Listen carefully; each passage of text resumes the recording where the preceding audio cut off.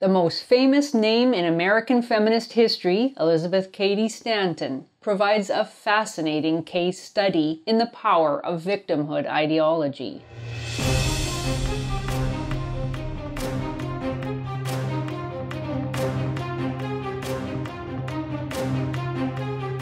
I'm Janice Fiamengo, and this is the Fiamengo File 2.0. Elizabeth Cady Stanton, who lived from 1815 to 1902, is an iconic figure in the American women's movement. Convener in 1848 of the first Women's Rights Convention in Seneca Falls, author of its incendiary manifesto, The Declaration of Sentiments, and a tireless campaigner for over 50 years, Stanton was a beloved, though controversial, feminist whose assertion that women deserved the right to vote as an expression of equal citizenship is still widely admired, and she is referred to by even conservative feminists as an egalitarian inspired by Enlightenment ideals.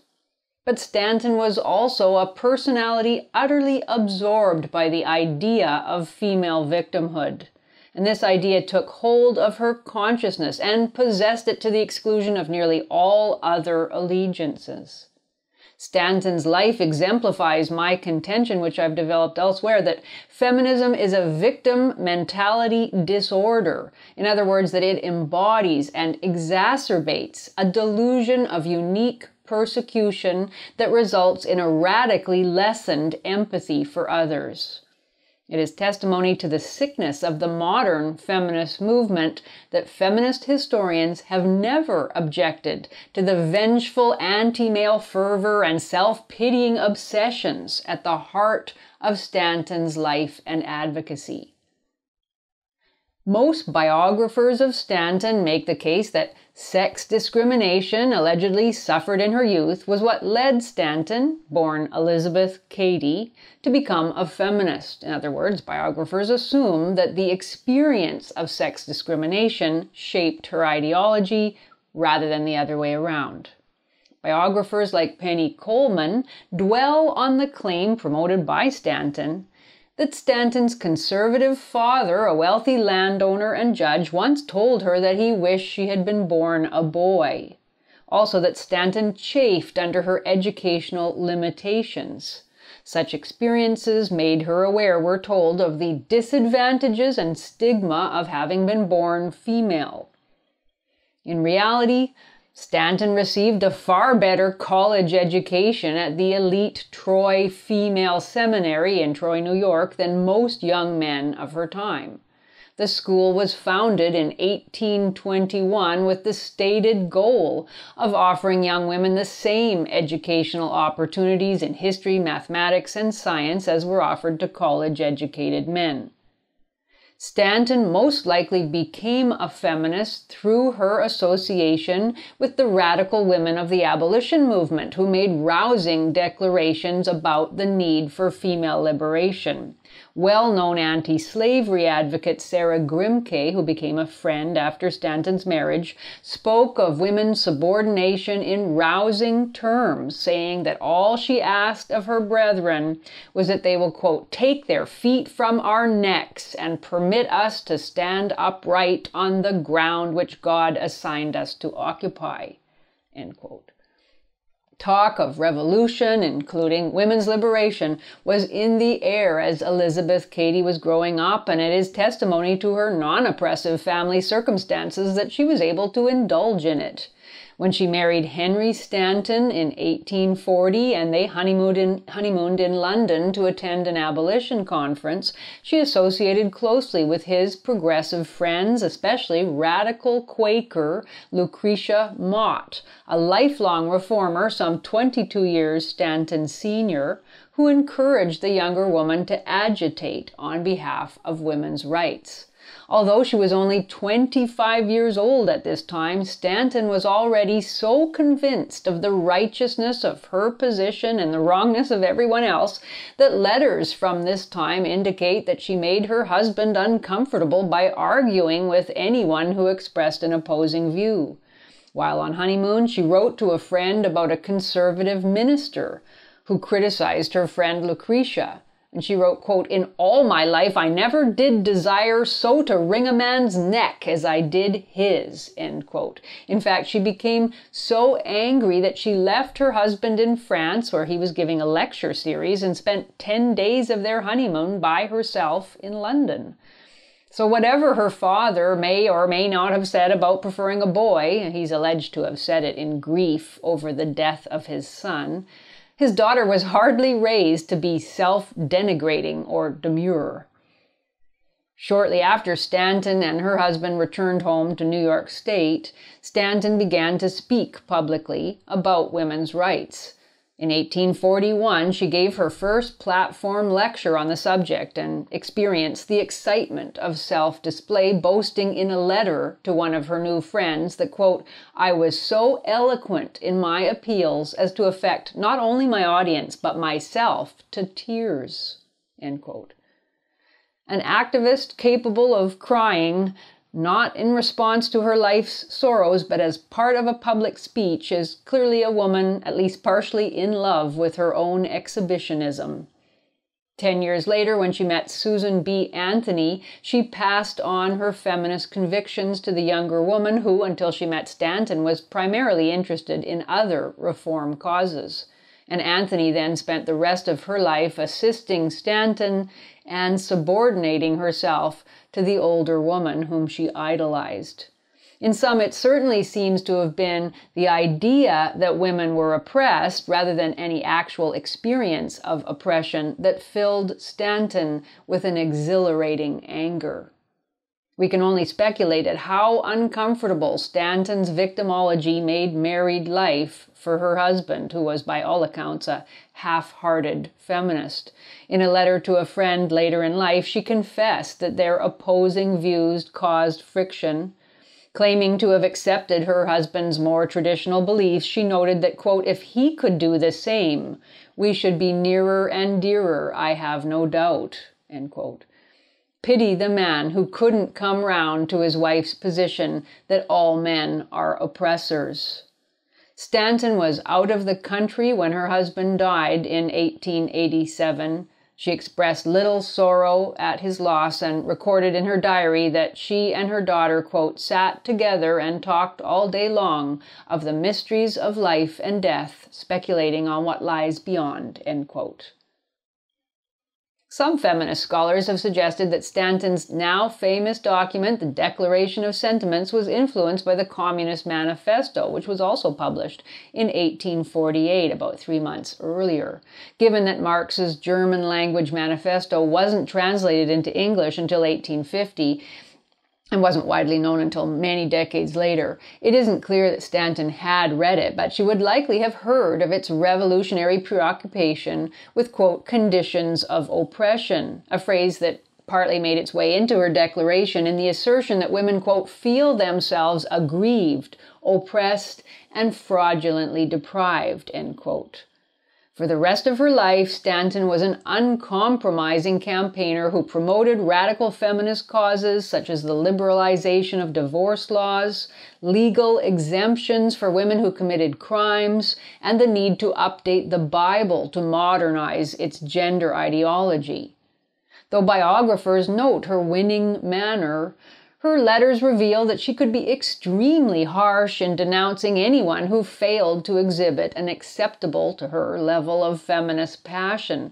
After attending a teachers' convention in which the women present rejected her call for equal pay, she wrote to Susan B. Anthony in a rage that, quote, "the sooner the present generation of women die out, the better.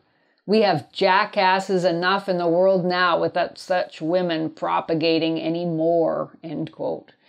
She was also unforgiving of those who disappointed her.